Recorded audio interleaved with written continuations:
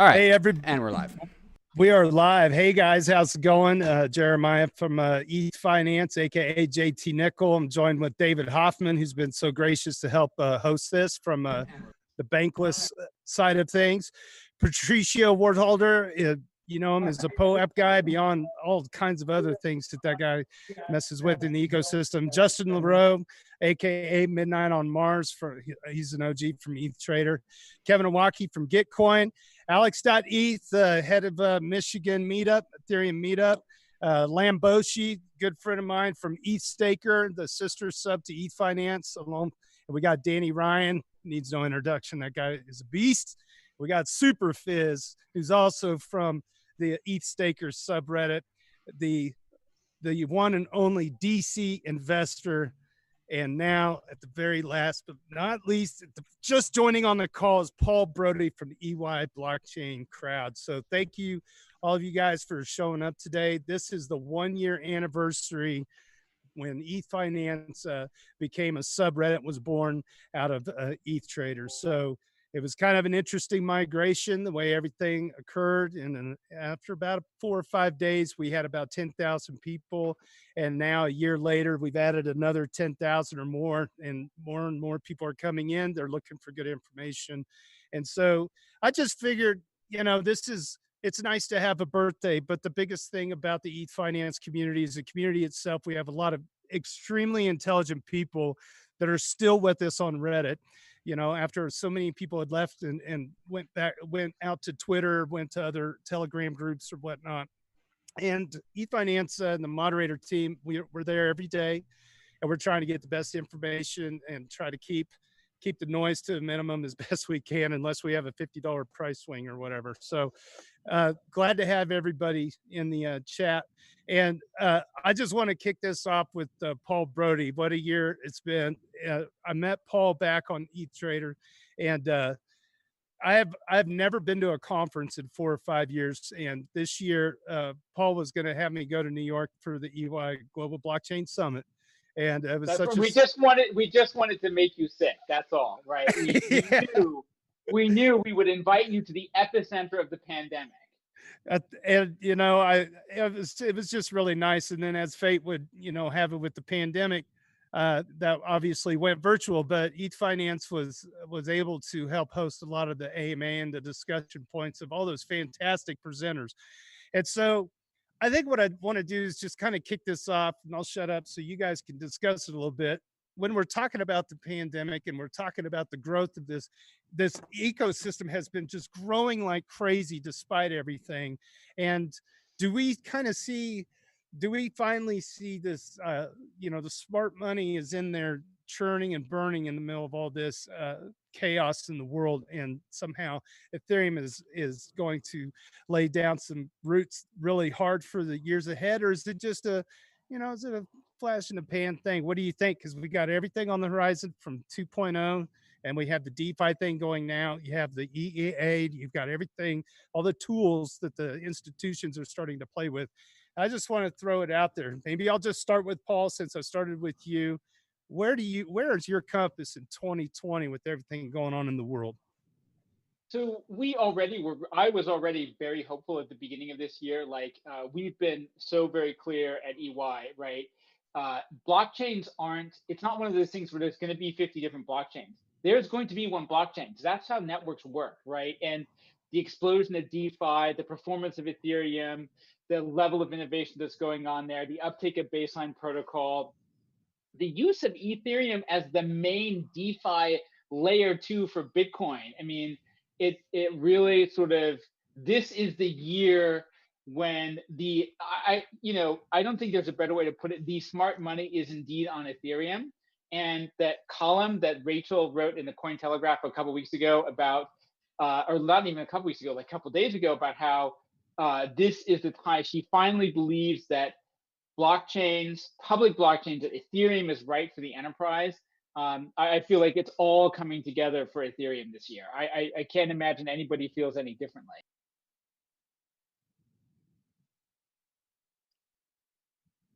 I'll just pivot around. Where are you at with things, DC? I mean, I know you. One thing I love about DC, I'm going to just riff on you for a second, because DC he was a pretty guiding light for the moderator team when Ethfinance was born, because that guy has a very conceptual way at looking at building teams and managing very macro level structures of organization.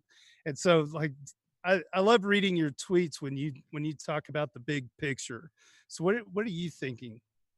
Well, I definitely remain really focused on the big picture, JT, and couldn't be more excited with what we have on the horizon this year.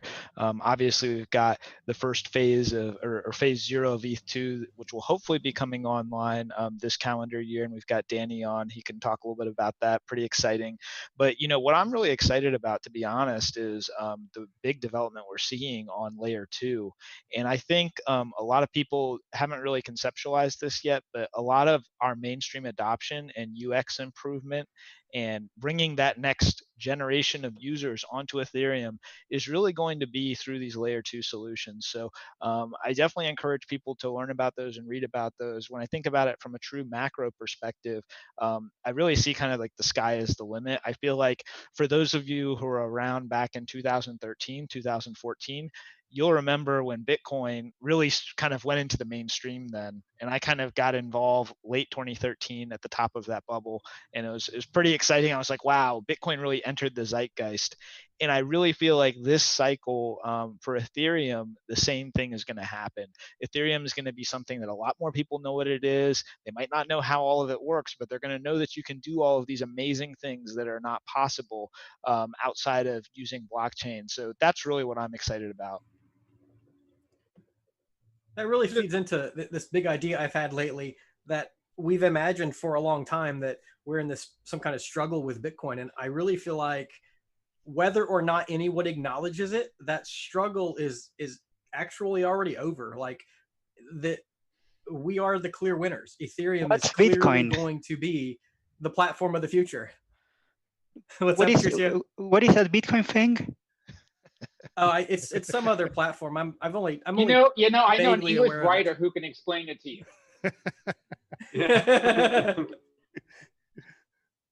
Deprecated proof of concept. You probably haven't heard of it, but talking about 2020 and how this all comes together, I first met the moderators, or got the opportunity to speak to them, the Ethfinance moderators, back in 2016. And for me, they were sort of like the Ethereum Welcome Committee, in that like Yukon, JT, I found our Ethereum very intimidating, trying to get my head around these concepts. And they were so welcoming. They had explainer videos talking to you about basic concepts. So I love to see you guys still so involved. And the real big difference, we talk about that sense of inevitability, the Super Fizz mentioned, there was nothing like that when I first got involved. Like, I remember in 2016 going crazy. I'm like, this is amazing. Why aren't people more excited? And just seeing all the things that were almost seemed like overly hopeful posts back then become a reality that everyone takes for granted today is really amazing. I only learned about ZK rollups like 2 years ago, and now everyone's like, yeah, it's no big deal. Just hop on the rollup. You can go trade on there. So we're taking really wide, like a really high level success is almost a grant, like as a granted in 2020, which is an amazing place to be. We've still got a long way to go. All eyes are on ETH2, but it's really exciting to be along for this ride. But you're talking about the welcoming nature of, ETH Trader back then when you discovered it.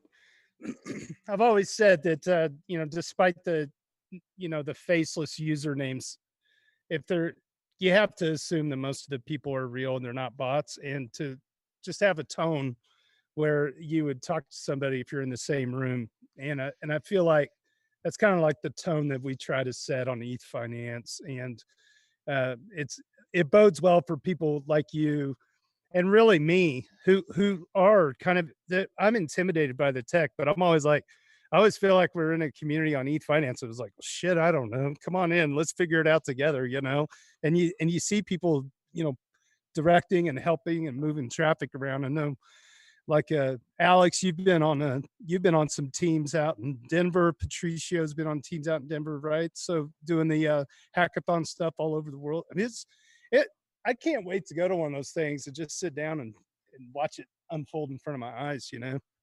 JT, I remember back in 2016, I heard about this thing called Ethereum, and I was really into it. And I didn't know anyone like here in Michigan that knew anything about it.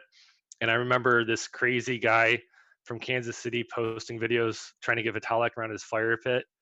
And I just thought, man, it'd be really awesome to have some barbecue with this guy one day. So that was a great job as part of the official welcoming community to Ethereum, and it's great to be here with you guys today too. Yeah, absolutely. Danny, Kevin, either one of you guys want to say anything? Yeah. I mean, to echo Justin's sentiment about like the crazy shit that's going on that we now take for granted, like whenever I come up for air and like look at the new experiment going on, I'm like, I'm surprised people crank it out. I'm surprised people not only that this stuff exists, but that like so many people are experimenting with it and playing with it and like actually using these tools that 2 years ago people were like said these things are unusable. So I mean, that's what keeps me going is the community. And as the ETH2 representative here, I'm gonna say this until we're done. But ETH1, ETH2, this is a misnomer. Like this is like ETH kernel versus like ETH user layer. This is the system versus the user and the state. And what we're doing is we're upgrading the consensus for Ethereum. We're essentially like stripping out this proof of work element, making this like sophisticated system so that Ethereum can live inside of it and have like tons more space and things to do in there. And so like the 1 to 2 implies this implies a sequentiality that's not there, and implies like we're getting rid of all sorts of stuff. And like that's just not quite. That's not it. Like ETH2 is Ethereum and is for Ethereum, and it's like essentially just making like a more sophisticated home for Ethereum to live inside of. A Serenity, if you will. Yeah, we should go back to Serenity. It's on the path. ETH2, I think it's easier to say, it's easier to think about, but the sequentiality is not there. Thanks, Danny. I thought it was the best long-haired Coloradian on the call until Danny Ryan showed up. we can go the other way too. I mean, it's up to you guys. Yeah, go ahead. Jeremiah, remind me what the question was again. Well, just kind of the anything goes, but it was kind of like how does 2020 has it affected you at all in terms of like, where do you see this ecosystem seems like the honey badger in the pandemic in a way, you know? Yeah, for sure. I mean, I think that, you know, we're sort of seeing a lot of people that I think that like my selector function for who I socialize with before was very geographic centric. I'm a community organizer out here in Colorado with the blockchain space, and I feel like my social life has gone online a whole lot more. And so, you know, I really think a lot about this metaphor that Andreessen Horowitz put out about how crypto networks are like cities. So basically there's like this base layer of resources that people come and gather around, and then they start to build infrastructure on top of that. And then there's jobs built on top of that. And I think we're kind of like seeing the social layer of Ethereum be built a little bit because people don't have a physical social life right now. At least I don't. And so I'm just seeing the maturing of the Ethereum platform. Like if you made it through, I think the last 2 years, then like you're in it for the mission and you're in it. And I think that we're kind of seeing a crypto spring actually come in a renaissance in the Ethereum crypto city. And so I'm super proud of, I guess, like just to provide one tangible point, I'm super proud of all the projects that Gitcoin grants supported through the bear market that are actually starting to like bear fruit and become like multi-million-dollar networks or huge media successes and stuff like that. I think it's cool to see spring has sprung, and we've got some sprouts coming up now. Hopefully I'm not playing up the farming metaphor too much, but I can't wait to see who grows into an oak tree in 2021. That is so absolutely well said about the Gitcoin grants in the bear market. I mean, that is so spot on how many teams were able to continue their work, you know, during that time. There was I forget the scientist that got they had lockdown back in the plague, right? And he came up with, it was like 3 of the main theories of physics. I can't, it's one of the big guys that, you know, so I'm wondering, out of this pandemic, it's got people just like, well, I can't go out and do anything. I might as well finish this batch of code up. David, did you have anything you wanted to say, man? Yeah, actually, and what I want to say kind of backs up with right after what Kevin just said. And I think we can take a lesson from a lot of the VC investments in the space, specifically Framework's thesis that like invest in communities, right? And so they invested in Synthetics, Chainlink, and just communities that also survived through the bear market, right? And turns out that was more or less the correct thesis. Like looking at the DeFi tokens that have pumped recently, they're all based on community, right? And throughout 2017, 2018, 2019, like a brutally long bear market, like the people that made it through, that have been paying attention to Ethereum this whole entire time, have gone through these trials together, right? And they've gone through this bear market together, and we've supported each other together, right? Like especially with Gitcoin.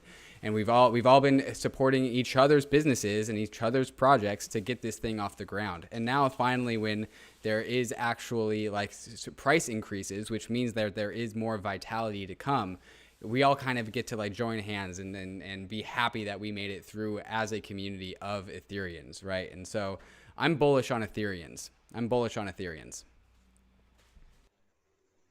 Yeah, if I could, I wanted to sneak in a comment there, JT, and this is about you, because JT, I really think JT in a lot of ways is the heartbeat of a lot of the Ethereum user community. A lot of us on this call and who are watching got started in ETH Trader, hang out in Ethfinance. And I remember, I mean, the only reason, so JT was actually one of the first people I actually had direct contact with in the Ethereum community. And, when you talk about community, I remember when the Coinbase wallet came out during the last market cycle, JT sent me, he was like offering to send people $1 of ETH on the app. So I was like, all right, I was pretty much a lurker, and I was like, all right, fine, I'll let you send me $1.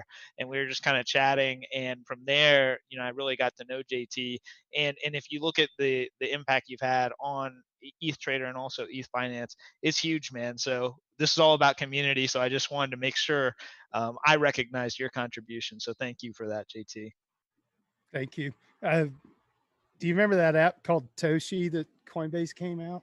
Yeah, that's what I'm talking about. Yeah, Toshi. Yeah. I talked to Brian Armstrong twice. I'm sorry, somebody else was saying something. Go ahead. Well, I was just going to add, I think you don't get enough credit for the overall quality of the discussion, right? One of the things that I noticed early on posting in Ethfinance especially is we get the best questions. We get the best informed questions. When I post something, the things that people ask, they understand what we're trying to do, right? So we get smarter questions. And so consequently, you probably noticed that when we have something to say to the Ethereum community, we post it in the Ethfinance Reddit forum first, sometimes before or even instead of a press release, because we get better insight, we get a better feedback, we get better questions. So, and that's a testament to the quality of the discussion. It's not just that it's civil, but it's also significantly more thoughtful than I see in a lot of other kind of online forums. I think one thing I've always tried to do over time is like, I always view you guys as rock stars, because if anything, if I can keep my pulse on who's coming in the room and showing, and I tag, and I am able to help, follow them around if they come into Reddit, then it makes it easier for me to introduce to others. And then they could be like, because when they see, user P Brody or, David A. Hoffman, or, some of you guys have usernames that aren't even part of your real name. A lot of times it's just another username to them, and they don't understand. They don't understand the power of Reddit, because I think, especially during the ICO days of 2017, everything was a troll box in crypto on ETH Trader. There was so many just blatant, click farm type comments. And it really made it hard to actually drill down to who the real people are that are constantly working on this. And I feel like Reddit provides a long form discussion that you can't get anywhere else, because with the moderator team, you can kind of rein it in a little bit. And yeah, some say it's censorship, but you know what? Reddit accounts are free and not all of them are being used by real people, and they're being bought and paid for. And I feel like if we can at least try to, you know, give some expectations and some guidelines for people to kind of adhere to, it makes for an overall better way of communicating rather than, you know, some other mediums. That said, I'm just the public figure in the mod team. There's 6 other guys that work just as hard behind the scenes, and we go around and around in private rooms trying to, you know, keep the conversation lively. But I want to pivot to an AMA question. This came over on Ethfinance on the mega thread that we have. Tricky Troll, he says it would be cool to put some faces on the familiar names like Superfizz and Lamboshi. Okay, so my question for you all is, what is your opinion on ETH Traders donuts? Putting any beef between yourselves and ETH Trader mods aside, I think he's talking about the Ethfinance and ETH Trader mods aside. What's your unbiased and objective opinions of donuts, and to a lesser extent, Reddit community points like those and our cryptocurrency? So I think just to give a little bit of history as to how Ethfinance was born, a lot of people are under the misnomer that we just hated donuts and we walked out, when it was a multi-layered issue. In terms of the donuts and the way they were put into play by Reddit, Red Hats and ETH Trader, I felt like it was a very sloppy implementation and it was distributed poorly. That's me included. Like, I was way too heavy on donuts. Why? Because I'm on Reddit to help others out. I don't know that once you introduce the idea of money into the picture that it's necessarily a flavor for me. That being said, I understand the value that they could bring. So I want to pivot to any one of you guys that have an opinion about Reddit's implementation of community points as an ERC20 token, because I know that there's as many opinions as there are people in the room, and I think the communities, they want to hear you. I would say I was always like pro donut. I thought they were like fun and interesting, like just a fun experiment. I'm not so sure about the value that people are putting on them today. They are like actually valuable, which I don't totally understand, but I think as like a fun thing to play around with. And, you know, I remember back on ETH Trader gambling with them and stuff, and it was like something that kind of has value, but also you don't actually care if you lose it. So I don't know. I always thought they were fun, but I do agree with you. The initial distribution was a bit weird, but I don't know. So I always liked them. I thought they were a good addition. I have never really, so I sold mine when they were at 2 cents a week ago. Nice. Proud of that. Happy about it. No complaints. I'm happy with what I took away from it. But as far as the program in general, one of the things I'm always looking for is incentive misalignments. And the incentive to participate in communities, in my mind, should be the personal reward that comes from serving other people. And that's an intangible. It's something that you have to want for yourself to go and serve another person and experience the reward of, hey, you know, I'm glad that I allowed another person to engage that community.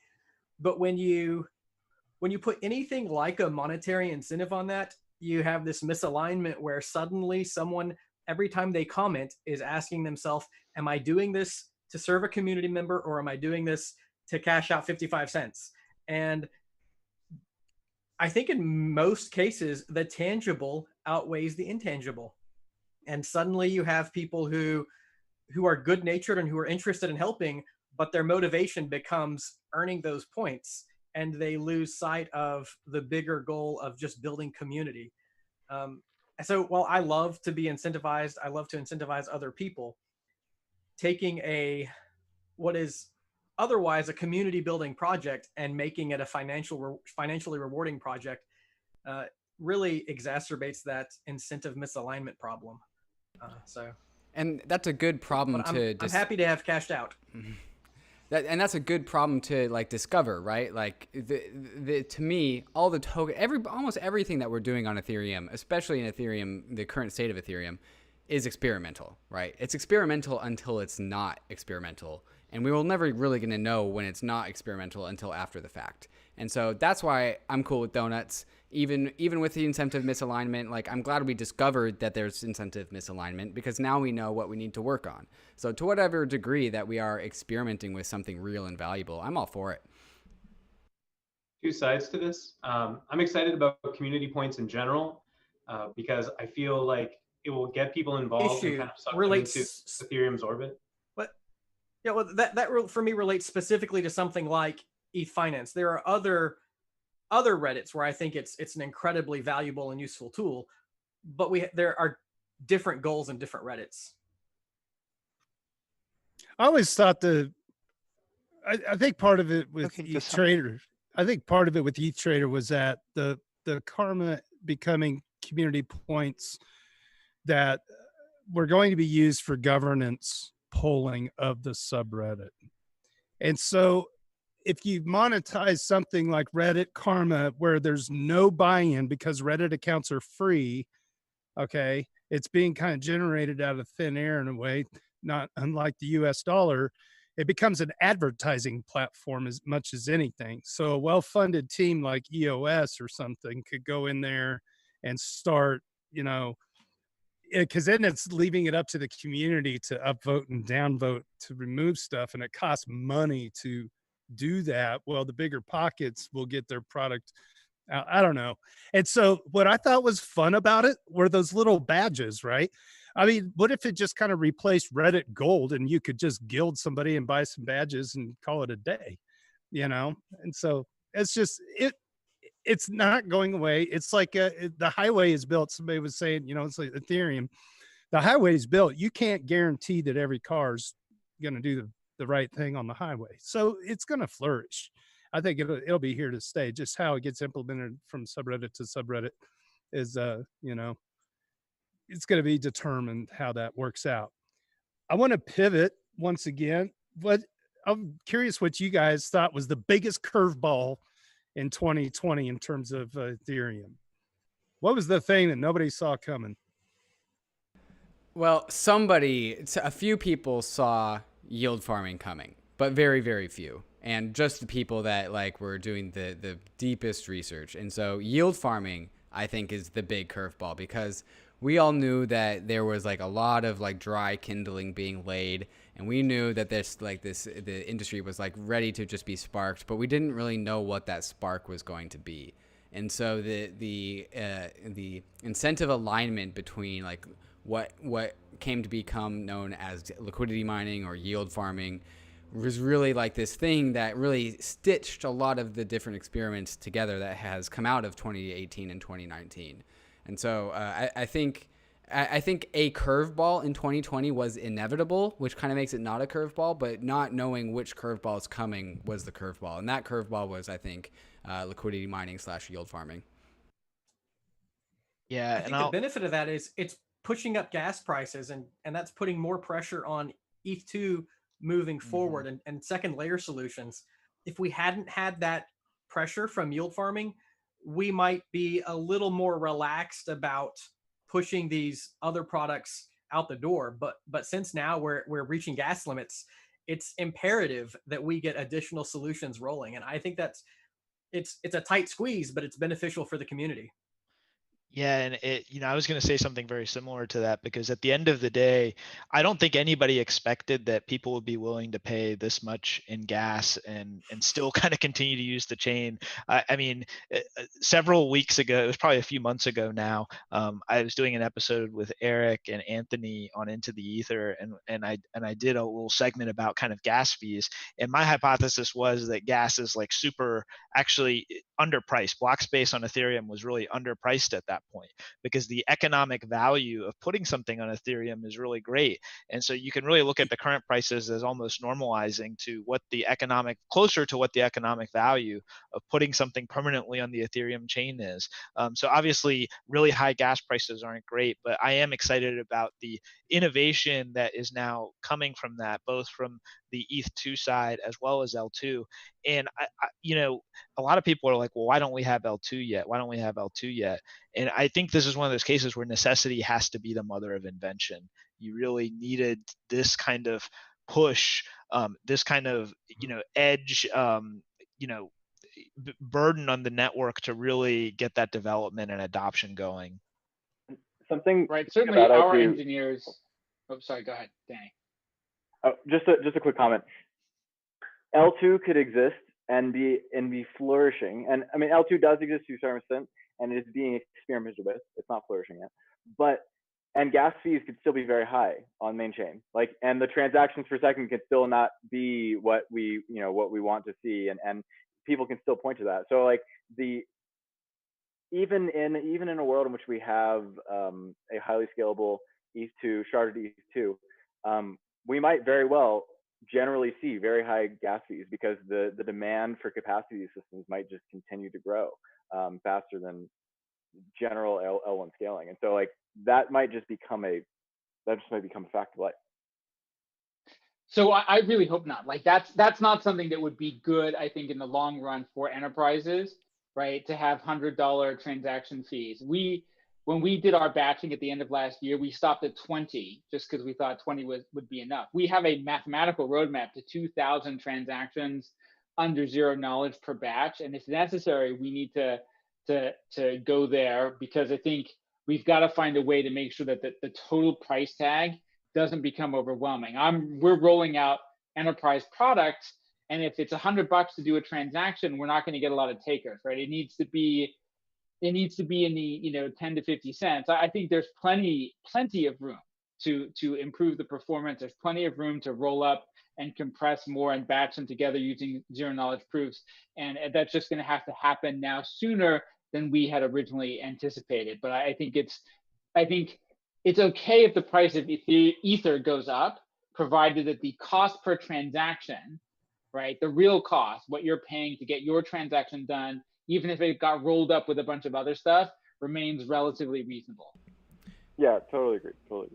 One thing that we were talking about recently on the Bankless State of the Nation is the concept of compounding scale, right? And so the cool thing about Ethereum is that it's expressive, right? And if it's expressive, that means we have more options for scaling.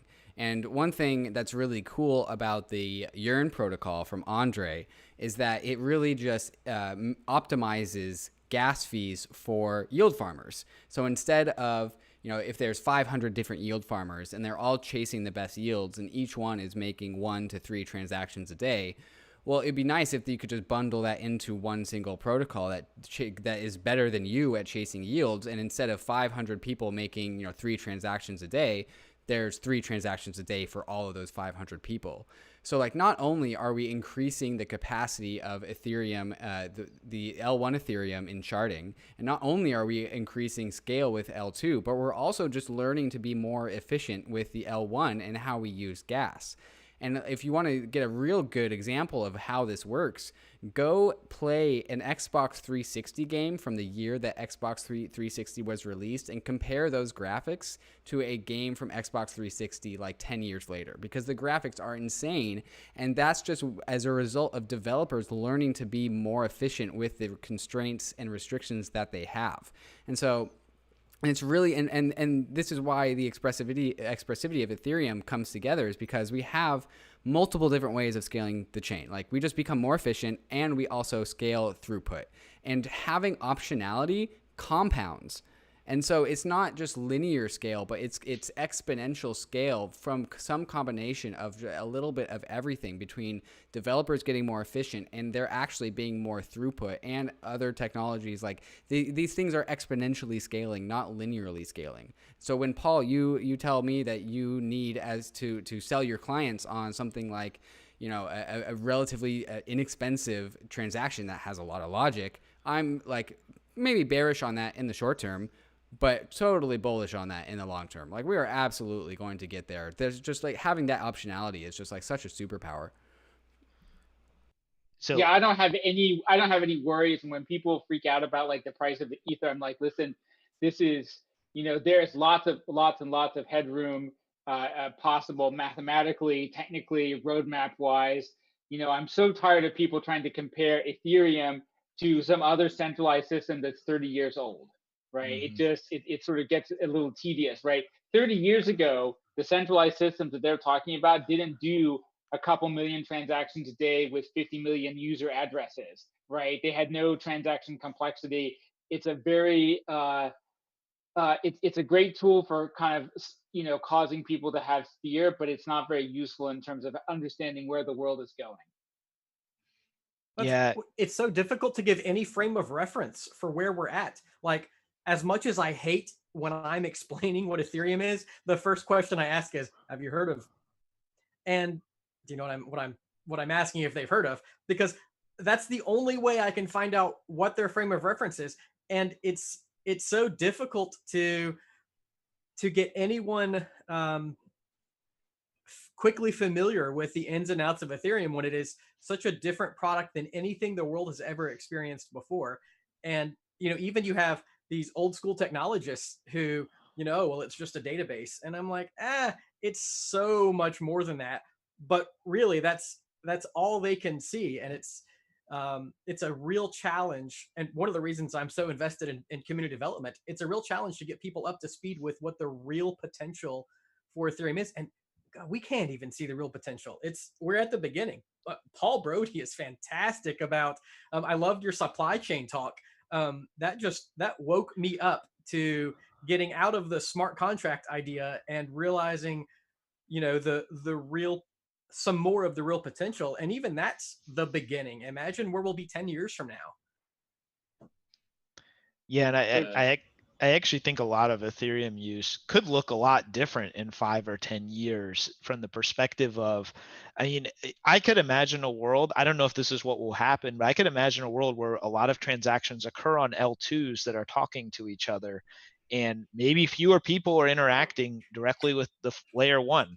I'm just doing I thought about this from like a game theory perspective. It's like, okay, if rollups start using a lot of Ethereum L1 capacity, what does that mean? That means the block space on L1 is actually becoming more economically valuable because it's capable of securing even more transactions, right? So what might have been like one transaction before is now actually 100 or 1,000 in a rollup, but the economic value of that transaction isn't really being reduced that much because the security on a rollup is pretty similar to L1. So I kind of wonder if we're going to end up in this crazy world where we have L2 taken off and L1 fees go up even more, but we all learn to adapt and we start building additional layers that are practically as secure as the Ethereum layer one. So I think it's going to be an exciting 5 to 10 years for Ethereum from here. Hey, speaking of the future of Ethereum, just a quick heads up, the Madeja testnet's currently at a 59% participation rate. So if anyone out there is listening and you've got a validator on there, get it up. We just need 7% more, and we can get this thing finalizing and move forward. Super Fizz's reaction. I can make a couple plugs. Like yes. Well, so I don't know why I'm obsessed with ETH2.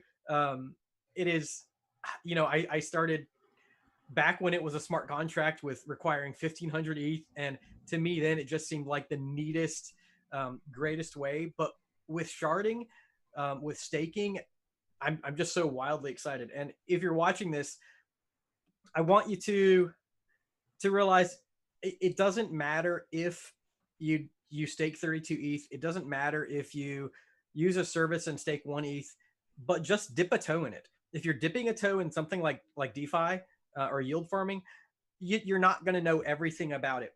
But the important thing is to dip a toe and become a little familiar with what's going on around you. And so the way to do that with Ethereum 2 is to join us over at reddit.com/r/ETHstaker. There's also a link to our Discord there. Our Discord is hopping. We're providing tons of new user support. You don't have to be an ETH2 genius to join us. To be honest, like I see people in that room that know 10 times more than I do, and I'm struggling to answer, my own basic questions, but we're all providing community support. We're all onboarding new users, because ETH2 is really the future. When you look at those 64 shards, when you look at the potential return of a staking reward, it's an exciting new frontier. And even if it's not your direction, we'd love it if you just join us and learn enough about it to have a good conversation. So that's my plug for ETH Staker. And I want to plug you and Lamboshi in particular, because you had reached out to Ethfinance moderators and myself, a while back, and I'm a fellow moderator with you, but I think it's more about trying to have a good communication with you guys. Everybody needs good educators out there to get this 2.0 stuff figured out. And the other part of this is I've always feared that staking as a service was going to be the next scam, big time scam to come along. And it just worries me how many people are going to get sucked in like they did with the ICO hype of 2017. I mean, we've got a much stiffer spine now, and we want to kick that stuff to the curb like a Jerry Springer show. Okay. And make sure that we get people the best information. If you want staking information beyond other avenues, but I'm just specifically saying on Reddit, ETH Staker is a place to go. I will refer you there every day of the week with their moderator team and the community they're building over there. So hats off to you guys. Thanks, JT. Hey, DC, how's your NUC working out? Do you got it set up? No, I don't have it set up yet, but it's on my list. I was actually, I just haven't gotten around to it yet, but I'm going to set it up. I actually bought a little Intel mini NUC computer, which I'm going to be running my ETH2 node on. So I'm pretty pumped about that. I just haven't gotten a chance to take care of it yet. Well, we need validators right now, so. I know. I might be hitting you up later, Lamboshi, to help me out. On it. Yeah, hit up the Discord or Reddit or whatever. Hey, Trent Van Epps, you are in the house, my man. How are you doing? He's got me muted, I bet. You're muted, Trent. Sorry about that. Lost the screen. Hey, thanks for the shout out. Sorry I'm joining late. I'm just happy to listen in and hear what everybody else has been working on. Really, really happy to hear from you. Well, the question I had thrown out there a little bit ago was, what's the single biggest curveball or development in Ethereum in 2020 that kind of caught you by surprise? Oh, I have the disadvantage of not hearing everybody else's responses, but probably yield farming. I don't think anybody really expected it would play out exactly as it had. From the scale of it to the speed at which it changed, that's probably the biggest thing I've seen that myself and many other people probably didn't expect. I'm curious what other responses are, but maybe I should just go back and watch the beginning of the stream. No, you're fine. You're fine. We're glad to have you. If you guys have questions, we got a few minutes left here. I didn't want to go too much longer than an hour. We got about 17 minutes or so. Thanks for joining the Ethfinance first birthday party extravaganza. And what an extravaganza it is. There's a comment on YouTube, Herring Salat, I think is how you say the name. It says, the best thing about Ethfinance is the healthy mixture of developers, professional investors, traders, and of course your normal people with an interest in Ethereum who are open for blockchain education.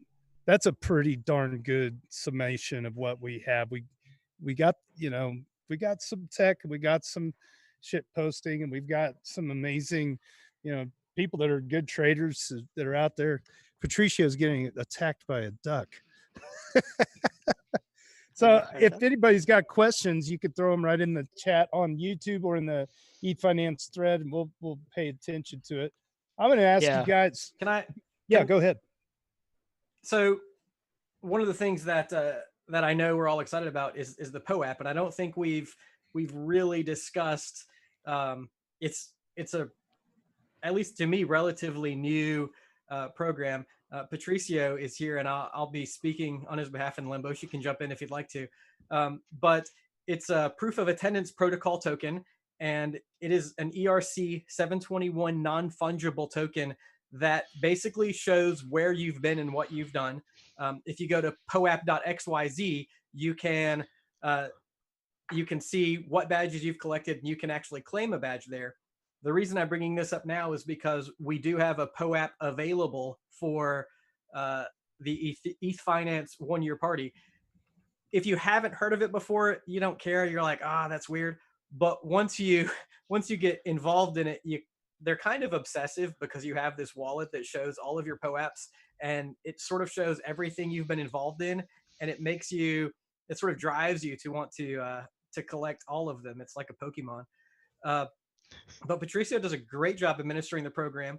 Right now, Lamboshi is, I think you're on Reddit responding to comments. Lamboshi, you want to talk about how people can get a POAP for being here today? Yeah, so go to the second sticky post on Ethfinance. August 18th is Ethfinance birthday. Just put a comment in there within the next 14 minutes or so. And after, X amount of hours, we'll send you a link to poap.xyz. And you just punch in your address, hit confirm on the transaction, and you'll get the badge. And I think if you put your address in there, but you don't confirm the transaction, you can claim that badge whenever you want. So you can wait until like the gas price goes down, or, there's rumors of a layer 2 system for POAP coming. So that'll work there too. So if you don't want to pay the gas fees for it, just punch your address in, and you'll at least have the option to claim it in the future. Lamboshi, what's that URL one more time so I can go and put it in the YouTube chat? Patricio, app.poap.xyz. I think I'm going to paste it on the stream. Perfect. Because it's a long Reddit URL. Perfect. Real quick, I do have. I'll tell you. I thought about it for a second, and I do have a better response. I think the most unexpected thing was the switch to all virtual events. So I've been working at ETH Global since February or March this year. And as many of you probably know, we did in-person events in cities around the world. And I know I've seen and met a bunch of you there. And this year has been almost completely online events, which is a huge shift. Definitely challenging, but it's interesting to see how you can try to approximate some things and that happen in physical events, and then some things which are completely lost, and then new engagements which can only happen in online events. So it's been a learning experience for the whole team, but really interesting. We just wrapped up Hackafest with Filecoin. Actually, just today was the finale. Well, congratulations. Paul, with your EY Summit, how many in-person attendees would you normally have? And then this year, what do you estimate you had virtually? Yeah, so that is a fair point. So JT, your help and the Ethfinance community took us from 300 in-person attendees to 12,000 views of day one of our blockchain event, and made me the superhero of the year. Just everyone's like, why can't you get 12,000 people? I mean, look at Brody over here, right? I mean, everyone hates me now. That's not how you make friends, Paul. That's what I've been told. But as clothing optional events go, this is our very first one. An audit firm doing a clothing optional event, huge success. No one wore pants, and it seemed to turn out all right. You wore the best shirt, so. We have, so I am developing a shirt repertoire, and we are having, so next year we will have a blend of in-person and online. So JT, assuming we're all still alive and Western civilization still exists, next year you will be joining us in New York, and we'll have a live in-person celebrity commentary. And I hope all of you will be joining us as well. I will do everything I can to make that happen. Well, it was, anybody that's listening out there, I mean, just reach out to the moderator team. And if there's a way that we can help host just even a portion of your seminars or whatever you're doing in person or virtually, we're always happy to help as long as time allows us to help put it together. It was really neat. And I think everybody was kind of experimenting. Everybody had to retool. I mean, I'm a teacher. I mean, trying to retool for virtual when you're not used to that. I mean, it was it was stressful, but I think it ended up being, you know, like you said, well attended, and yeah. So, and it also, I think, helped get a lot of other people in Ethfinance and the Ethereum Reddit side really paying attention to other team members. And then I know a lot of people in the comments were like, holy crap, the guest speakers that are coming from this place, and that place. And, you know, it's like, man, if you really think about it, it's an incredible tool for a situation like a, you know, a pandemic to utilize and stuff. So I'm glad that worked out.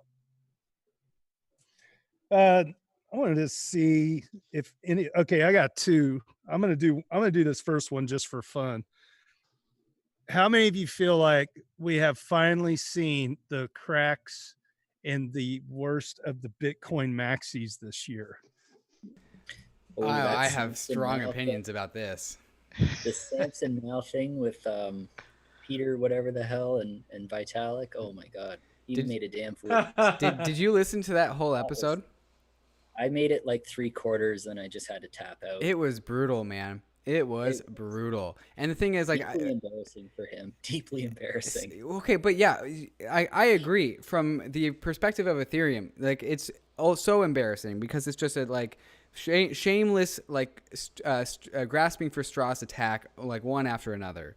But Bitcoiners don't view it like that, man. Bitcoiners see Samson Mao like going after Vitalik, who's being incredibly like sitting on his hands pacifist, and they're like, "Yeah, nice job, Samson. Nice job." Like it is night and day. Aside, Sorry? He was being just maximalism aside. He was just being aggressive and rude. Yeah, he was being a bully for sure. Well, it's important. It's important to handle that you, David, you said Bitcoiners. That is not the majority of Bitcoiners. Like maybe the maxis. Yeah, there's plenty of Bitcoiners that are also like love Ethereum. So definitely not all Bitcoiners. Yeah, I'm specifically talking about the worst of the Bitcoin maximalists. I feel like those are the people that finally are starting to crack this year. Like it's just a matter of time, and they're just going to be punching the air. And they're starting to fall like dominoes. You can see it just happen. I feel like they're never going to crack. Some of them won't. They're living in this tunnel vision zone where Bitcoin is the only thing that matters, and as long as their bags are there, they will never. I don't believe they'll ever look outside of that. As long as they're going to, here's the Bitcoin thing. will continue to appreciate. It's not going anywhere. It's just not going to be as productive and prolific as Ethereum will be in the future. Well, I mean, there's always going to be a place for gold in the real world. And if some people think that Bitcoin is digital gold, it's going to attract kind of that mindset of the digital gold bug. Whereas I think what's being built out on Ethereum is a lot bigger and more expansive. And I'll tie this back to your first question, JT, because one of the biggest curveballs, I think, of 2020 is how quickly really the crypto community only so far has latched on to Ethereum and is now starting to see all the stuff that all of us in Ethfinance have been seeing for the past 2 years. You know, we've been paying attention every day. We were using DeFi and Uniswap on Maker on day one, right? For a lot of other people, they're just waking up to the potential of everything that's being done. And that's happening on the enterprise level as well with what Paul and others are doing. So for me to see that shift in the marketplace really at the turn of the new year and then renewing again after kind of the March crash has been incredible. It's been a crazy ride, and I feel like it's only going to pick up from here because the potential of Ethereum is comparatively limitless to what is being done on Bitcoin. I mean, when you talk about DeFi and all of that, that's just not happening on Bitcoin. So I think a lot of people who are interested in that stuff are just coming to Ethereum, even if they weren't interested in ETH and Ethereum before, they're interested in it now. You could take any programmability is the great strength of Ethereum, right? That's what makes it so terribly useful, right? The community and the programmability. It's also what poses the biggest risk, right? And as long as we have these kind of mega meltdowns, whether it's the DAO or YAM or Sweet Potato or whatever is coming next, right? Those things don't do a lot. They're a necessary part. I believe they're a necessary part of the transformation of the service, of its maturing, but they're also going to be painful to watch because it seems like they keep happening. And I worry sometimes that we're, as a community, not moving up the learning curve fast enough. If you want to look at the kind of the difference in a nutshell, if you just open up on Reddit, for instance, just open up a Bitcoin subreddit and an Ethereum subreddit.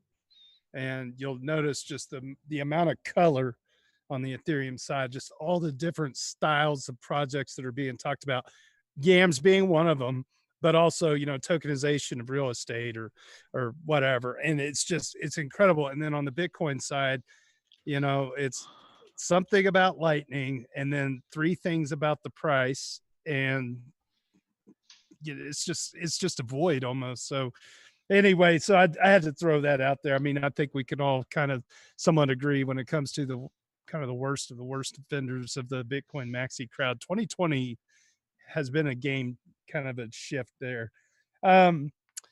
This kind of last question, and then if you guys have something that you want to add before we close out, is there anything you've mastered this year? You want to pick someone to go first, Jeremiah? No, I want to see if there's anything that you guys have mastered. I think the one thing that, I would say, yeah, go ahead. The more I learn, the less I know. That's all I can be honest about. Yeah. Well, yeah, we've reached escape velocity as a community. There's no keeping up with Ethereum broadly. There's just too much going on. So you sort of have to specialize your knowledge, whether it's DAOs or DeFi or the protocol level.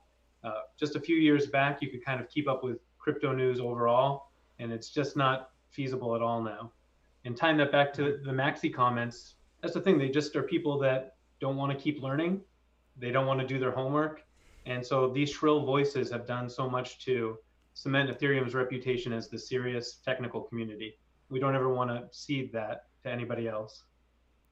Very true. Does anybody have any future predictions at all? Anything that you see coming down the pike in the next 5 years, let's say? Ethereum 2 delivers. What is that, Sorry? That's my prediction. Ethereum 2 delivers. Mm-hmm. True We believers. talking like a cult or something? Give me some more color here. I think he said Ethereum 2 delivers. Oh, 2 delivers, not true believers. True believers. I also heard true. I also am a true believer of Ethereum 2 true delivering. I already ordered a red jacket. I was ready to get the red jacket. Let's go. So I have, I think, what is a neutral prediction. So in 2017, or earlier than that, before I got into Ethereum, in 2016 and even earlier than that, the ICO was good, right? The ICO for Augur worked fantastically. And even before that, for Ethereum, it worked fantastically. And this very early primitive for achieving distribution and fundraising worked. And then it started to get bastardized, and then it turned into a tool for milking retail.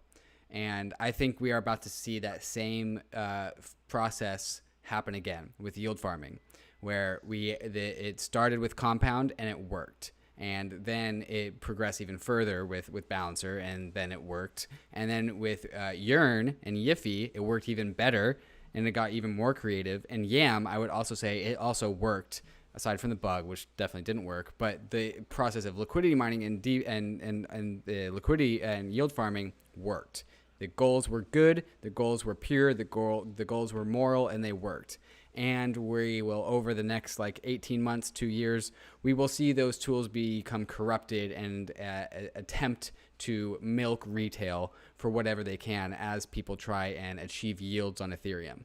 And so I think as Ethereum core community members who kind of try and uphold the values of Ethereum, I think it's our duty to make sure that when people try and push out their yield farming project, that we make sure that they are the right projects and not the projects that are just trying to milk retail. I think DeFi is the big project right now, but we're in the midst of a singularity where Ethereum is growing so quickly in so many different directions that we can't really predict the next ICO craze or the next yield farming craze. But in 6 months, it will be here, and it will be something none of us have predicted, and it will consume all of our attention. And I'm very excited to see what that might be. Yeah, and as far as a prediction in 5 years, I'll offer 2. I think 1, your parents or your grandparents are going to know what Ethereum is during that time, even beyond what you would tell them. They would hear about it otherwise. That's honestly what I believe in. And 2, I do think, it kind of echoing what Paul was talking about, we're bound to see another compromised app type situation at some point. It is inevitable, and we all dread that moment. I mean, this Yam thing was very small by comparison, but it got a lot of attention. But think about a large kind of app kind of failing, not to leave us on a sad note or a scary note, but it's important to remember the risks that are involved in the space. We're all pioneers, and anyone participating, I always say, look, put money into any one protocol that you're willing to lose. And you know, I use a lot of DeFi products, and I use a lot of them to spread around my risk, because, you know, in case there is a vulnerability found in one, I don't want to lose everything. So I think that will happen at some point, and it will be a big deal, but we'll recover, and we'll become stronger as a result of that as well, which I think is something to look forward to. So I want to make I love your ideas. I want to make and I, by the way, totally agree with you and also David. I want to make one bold prediction, which is that all these efforts around central bank digital currencies will not be successful. And that the first truly successful central bank digital currency will be a central bank regulated fiat currency token on the Ethereum public network. And that is what will be the game changer. That's what people want, is they want central bank guaranteed fiat currency tokens on the network they use for transacting with other users, not some kind of closed central bank network. So that would be my crazy bold prediction, is that within a few years, when we talk about central bank digital currencies, we're going to be talking about tokens that central banks issue on the Ethereum public blockchain. Okay, I got a prediction. In 2021, the value of all tokens on Ethereum will be greater than the value of all Ether. Oh yeah, totally. You agree? Oh yeah, easy prediction. Which was funny. That used to be a big question. People used to ask if that was even possible. No, yeah, that's totally gonna happen. And I hope that's good that happens. What's bad is if a native token on Ethereum, a single native token, passes the market cap of Ether. If one single token does that, then we can talk about weird economics and weird security issues. But the total market cap of all tokens, sure, let's 100x the market cap of Ether with all the tokens on Ethereum. Like, there's nothing wrong with that. I hope that happens. Well, I'll just echo. I think that, yeah, a lot of people are worried about the speed that things are going, and you know, no one wants another DAO. But the fact is, something that makes Ethereum so special is it's permissionless, and part of that freedom is the freedom to succeed as well as freedom to fail. And I think the DAO was early days, and it was a critical choice that the community made. But I think we saw with the IP999 that the Ethereum from 2016 is not the Ethereum of 2017 or 2018 or today. So I think, you know, irregular state changes likely are not the future of Ethereum. And, you know, people got to be careful, but at the same time, keep experimenting and having fun. Yeah, very good. Well, I got a trombone here. I could play Happy Birthday real quick. Hold on. JT's going to play us out. This is going to be fantastic. I'm looking forward to this. Here we go. And I got a blowtorch. And I got a What for? It's going to be loud. light We the tried candle. this. I got to light the candle on there. He's going to light the playground. Where's the flame cannon, JT? Hold on. The wind's going to blow it out, but I'm going to at least play the song real quick, and then I'll try to hit that cake with the blowtorch real quick.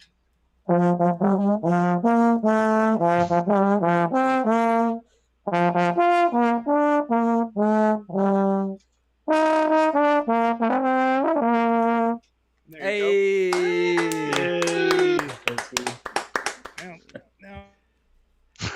I think a special thanks is in order to all the actual mods of the subreddit that we are all celebrating right now. So tip of the hat to you guys. Thank you for everything that you guys do. Yeah, all those mods. Thank you. What the hell is JT doing? Trying to light the candles. He's lighting a torch.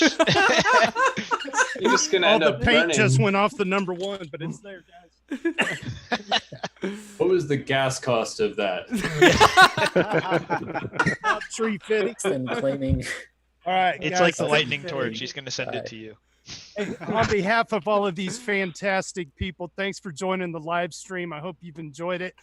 Maybe we don't need to wait a year to do this again, and appreciate all the support that you give these guys that are joining us. Go follow them on Twitter. We're real easy to find. I can get you in contact with any of them if you don't know what their addresses are on Twitter or on wherever. So guys, this has just been amazing. Happy birthday to Ethfinance, celebrating 1 year, and you guys be safe, be good, take care of yourself. Big hugs from Kansas City. Thank you. Bye. See you all later. Happy birthday.